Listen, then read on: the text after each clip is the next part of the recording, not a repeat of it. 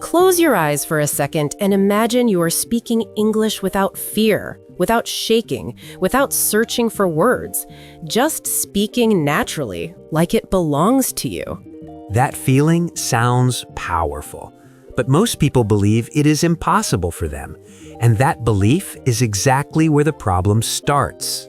When people ask how to speak English fluently and confidently, they usually expect a shortcut, a secret trick, or a perfect method. But fluency does not begin with grammar books or difficult vocabulary. It begins in your mind. Confidence is not something you wait for, it is something you build while speaking imperfect English again and again, until your brain realizes that nothing bad happens. Many learners stay silent because they want to sound perfect. But silence never creates fluency. Only speaking does, even when your sentences are simple and broken. Think about how children learn a language. They do not memorize rules first. They try, they fail, they repeat, and slowly clarity comes. If you want English to flow naturally, you must stop translating in your head, because translation makes your speech slow and kills confidence. Instead of thinking in your native language, start connecting English words directly with feelings, actions, and situations. For example, when you feel tired, do not translate the feeling. Just let the English word tired appear naturally in your mind.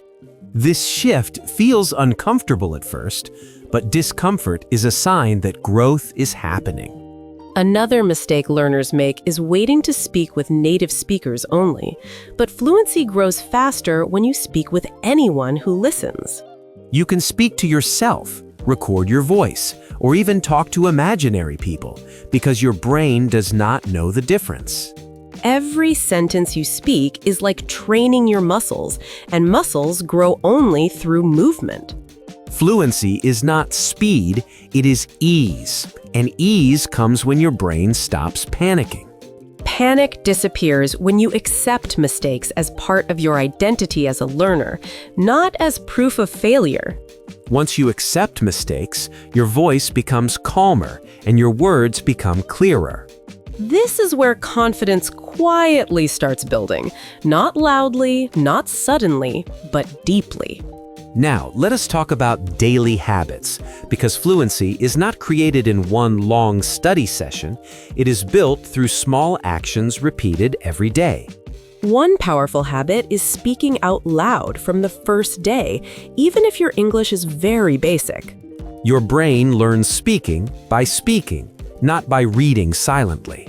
Choose simple topics from your real life, like your day, your work, your dreams, or your problems, because emotional connection makes language stick. When you speak about something you care about, words come faster, and confidence grows naturally. Listening is also important, but passive listening alone will not make you fluent. You must listen actively. Notice how sentences flow, how pauses feel natural, and how emotions are expressed. Then copy that rhythm, not word for word, but feeling by feeling. Another key habit is learning phrases instead of single words, because phrases help you think faster. When you learn full expressions, your brain does not need to build sentences from zero every time. Confidence increases when your mouth already knows what comes next. Do not chase difficult vocabulary to sound smart, because simple English spoken clearly sounds more confident than complex English spoken with fear. People trust clarity, not complexity. If you forget a word, do not stop. Describe it in another way, because communication matters more than correctness. This skill alone can remove the fear of blank moments. Over time, these habits change your identity from someone who is learning English to someone who uses English. And identity change is the strongest motivation you can have. Confidence in English is not about sounding like someone else, it's about sounding like yourself in another language. Many learners try to copy accents and personalities, but real confidence comes from authenticity. When you accept your accent and focus on clarity, your stress reduces and fluency improves. Your accent is not a weakness. It is proof that you learned another language.